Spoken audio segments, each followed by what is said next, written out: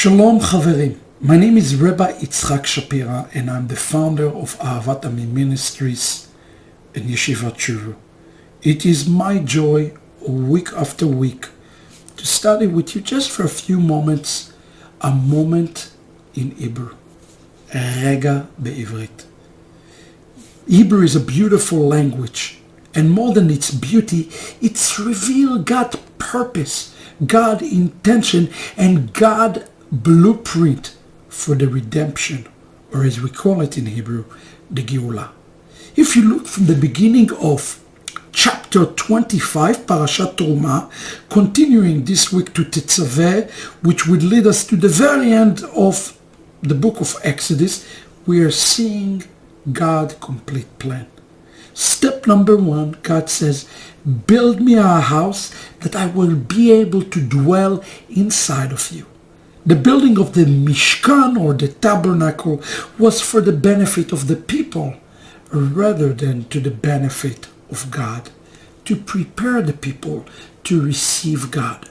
But even as the process of building takes place, you might ask yourself the question, how did the project get completed? How did Geulah come to the children of Israel? Well, in order to have a Geulah, you have to have a Goel. A Goel in Hebrew means a redeemer. Geulah means redemption. Who is the Goel here? In our story, the Goel is none other than Aaron, the high priest. But remember, he was not the high priest quite yet. And that's why Parashat Tetsavê is so critical. In this week portion, we read on the preparation of Aaron to be the high priest over Israel. Before explaining it from the text, I remember a funny story that I would like to share with you. I recall one year being in one of the most Jewish areas in the United States, where I was looking for a falafel stand. Right next to the falafel stand, I took the wrong turn and I ended up in a Chabad synagogue. As I walked in, of course, I saw the yarmulke, or in Hebrew, kippah, saying, "Long live King Messiah." We started to have a lovely and lively dialogue about the Messiah. Finally, the rabbi turned to me and he said, when the Messiah comes, before he rule as Messiah, he's going to have to stop here in our synagogue, right next to the falafel stand, so that we will tell him, okay, we recognize you as the Messiah. Don't worry, he said, we will agree, he is the Messiah. But only then he can be the Messiah. I thought about this for a long time. What an odd thing to say. What did he mean by this strange story? The answer is found in this story portion. When we're talking about serving a heavenly capacity, those heavenly capacities has to be not just ordained from God, but accepted, recognized by the people. Think about this for a minute. Yeshua says, you will not see me until you say, Baruch haba b'shem Adonai. The people have to recognize him. In the case of Moses, it said that the people believed in God and believed in Moses. In essence, they had to recognize Moses. They had to dress him as the future Redeemer of Israel. The same is true in this portion today. If Israel going to need to serve the Day of Atonement, they're going to need a high priest. Well, what is the process of having a high priest? Is it enough to build a house? The answer is, of course not. You need to have a Redeemer. And this Redeemer had to be dressed in his proper clothing. This is the scene of the last 2,000 years, as we dressed the Messiah of Israel in the clothing of an Egyptian king.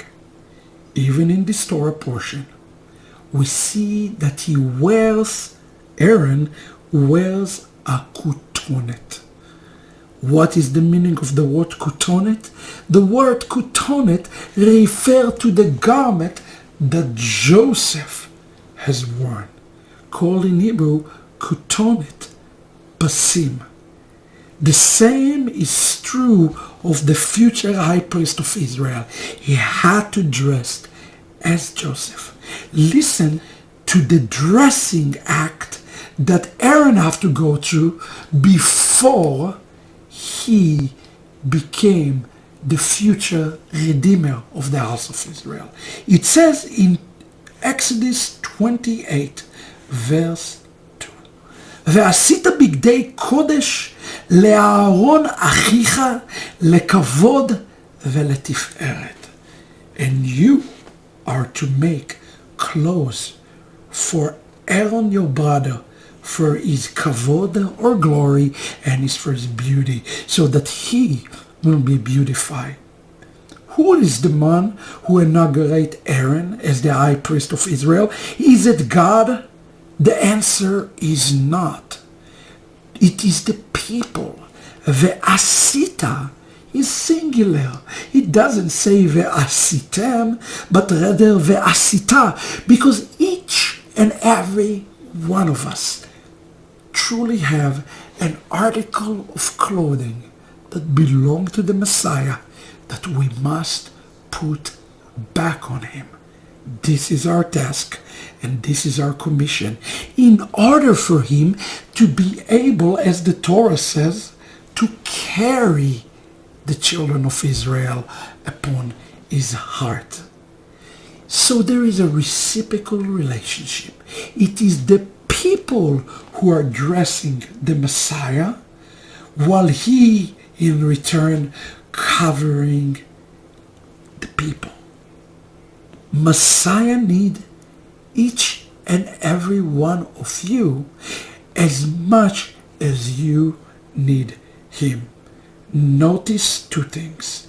Number one, the word asita, to do. It's not to think, but rather to do. We have to dress him.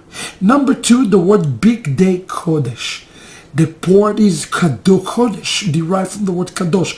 Who is the one who sanctified him as Kohen, anointed Kohen, Kohen Mashiach? It is us who sanctify him, lekavod, to glory and beautification. He received the kavod when we dress him.